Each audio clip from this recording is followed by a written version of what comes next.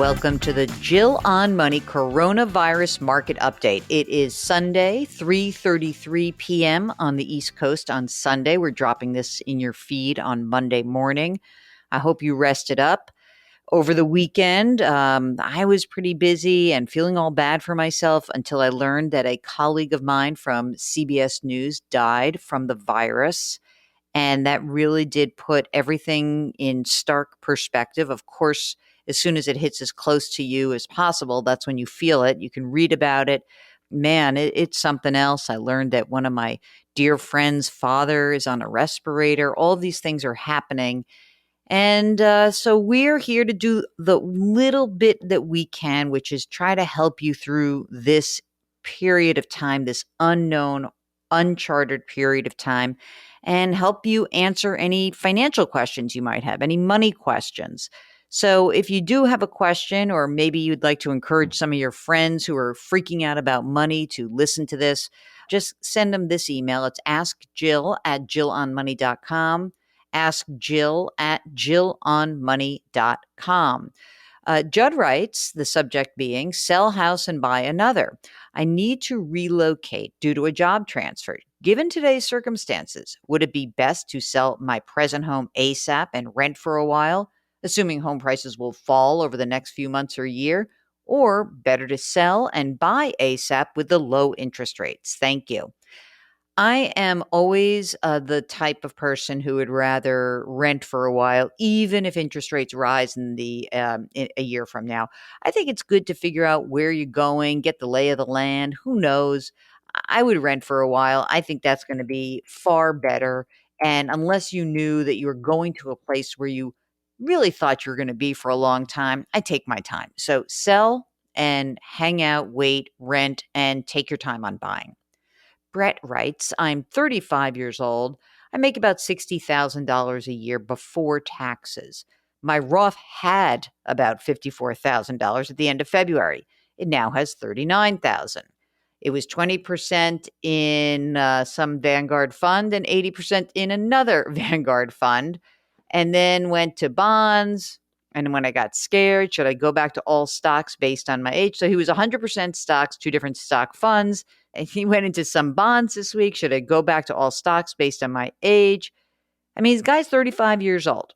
What I would say is, I don't think you should ever be 100% stocks. I think it's going to be a bumpy period. And I think that, we've gotten some emails from people who say, oh, I should be 100% stocks, or anyone should be 100% stocks. Sure, until you have a horrible market meltdown. And then it's hard to stick with 100% stock. So one of the benefits of being diversified, even a little bit, even if you were 80-20, 70-30, is that you're not feeling the brunt of the sell-off as dramatically.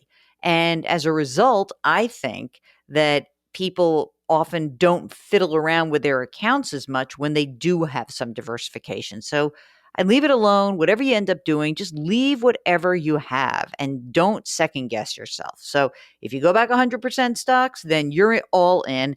And if you keep it as more of a 70-30 portfolio, then keep that as well. All right? Amy writes, thank you so much for the daily coronavirus podcast. They have helped with a very crazy and difficult time. My question is, do you think money market funds like Vanguard's Municipal Money Market Fund are a good place to put cash right now? We already have savings enough for a couple of years of expenses in an FDIC insured account. We also have an emergency fund, other investments, retirement and non-retirement in Vanguard funds.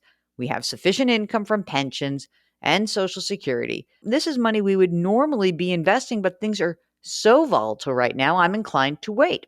Where's a good place to park cash for what I hope is a short term, or should we invest it while the market is down, sticking to our asset allocation and dollar cost average in? I know we're lucky to have this as a problem. Thanks, Amy.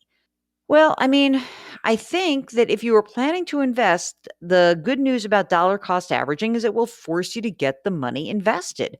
You're right. It could be that the market keeps going down. So when you dollar cost average, maybe some of that money will come out of that Vanguard municipal money market and it'll go down right after you invest it. But then you keep doing it and you stick to your game plan. And, I agree. I know this is like a rich person's problem. I get it. But I think that when we we try to end run around our game plans, then it becomes really difficult to execute them in the long run. So stick to your game plan. I think it seems good. Rosie writes, I'm 66 and a half and retired.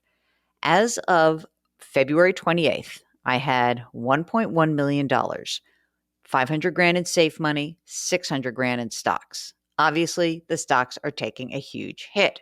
She's writing last Sunday. At oy vey, did you see that mark at 3:34 in the morning? Rosie's writing. Oh, brother.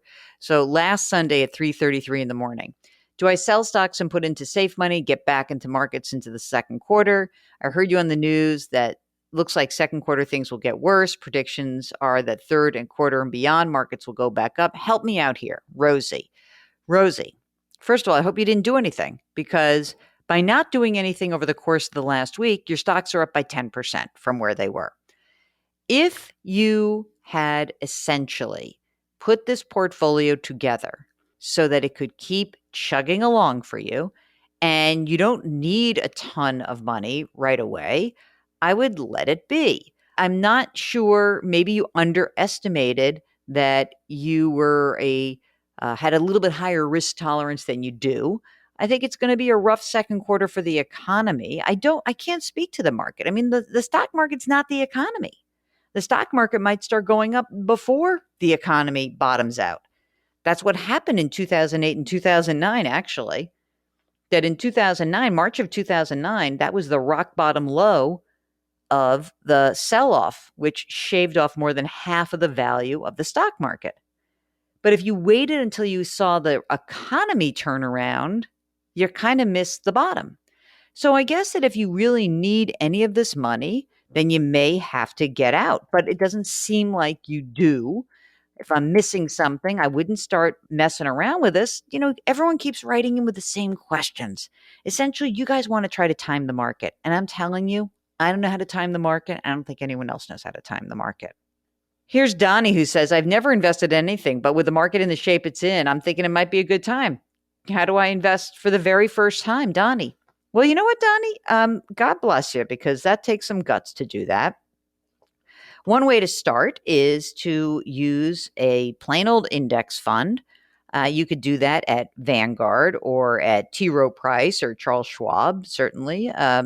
Easy to do, TD Ameritrade. You could also go to one of the online platforms, Vanguard Personal Service Advisor, Schwab Intelligent Portfolio, Wealthfront, Betterment. These are places where you can put small dollars to work and get some exposure. But don't be investing if you don't know what you're doing, and don't invest any money that you think you might need. Bob writes, recently, every time I listen to a financial advisor on TV, their comment is something like, if you're young and not ready to retire, then don't worry too much. Stock market's going to bounce back. Hang in there. Then the conversation continues without any mention of what someone who is actually ready to retire is supposed to do. I'm 67. I was planning on retiring next year. The next time you're doing your on-air advising, could you address what a soon-to-be retired person might want to do? I'm afraid that your answer will be keep working. That's okay. Are there other avenues a person like me could take? And I'd like your opinion. Sincerely, Bob. Okay, Bob, here's the thing. I talk about this all the time. You're 67, right? And you're ready to retire. I think the question is, how did you come into this period? When you were thinking about your retirement, were you thinking that you were going to need to pull money out of your investment account to fund your retirement? If so, what percentage of that account were you planning to pull? And how soon might you need cash from that account to actually live? I think it's interesting. I mean, look, if most people looked at their own retirement landscapes ahead, way ahead, you're 67, you're going to live for 20, hopefully 25, 30 years even. You're not going to take all of your money out at once. So if you've come into this period and said, well, I'm a balanced investor, I knew I was going to retire, I've got enough cash on hand so that I can live my life for the next year without dipping into my portfolio, and I feel fine, then I'm not sure you do have to do anything. However, if you are the kind of person who came into this period with too much risk and the portfolio's down and you need to pull money out of that portfolio the day you retire because you don't have 1 year of your expenses set aside, then you're going to have to make some changes. So I would encourage you, Bob, to follow up with us. Let us know a little bit more about your particular situation. Maybe we could guide you. It's a very good question for sure. Okay, and here is the last email for this Monday podcast, which I'm recording on Sunday, which has a little gratitude sign, and I love that one too, from Marcy. Jill and Mark, I cannot thank you enough for all your sound advice. I'm 49 years old, and I've been listening to your podcast for a year and a half. It's during times of turmoil such as this that I realize how thankful I am for following all your suggestions regarding my money. I'm still employed, but I did take a 20% pay cut. My husband's work has also significantly declined as well. However, every morning at 5 a.m., I listen to one of your daily podcasts and it calms me down and prepares me for the exhausting day ahead. We are both in healthcare, so things are very scary at this time. Thank you again. Please continue these daily podcasts. Sincerely, Marcy. Well, Marcy, thank you. I'm putting my hands together in a sign of gratitude and namaste and all that stuff. And thanking you because you're in healthcare.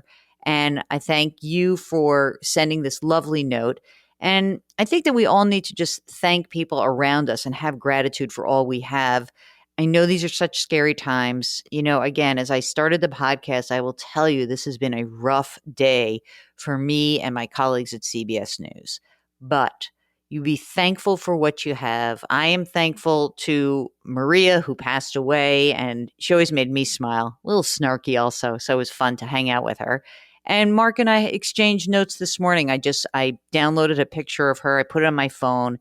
Thank goodness that I got to meet someone like that. Thank goodness this tough woman who worked her butt off for so many years, and all of us got to really feel the joy from her, feel the little pushback. Mark, didn't she give you a little bit of the business when you didn't get in touch with her? Was that with? Yeah. So we laugh a little bit, but you got to love it. She was a unique individual, and I'm very thankful for having the opportunity to have worked with her and to become friendly with her.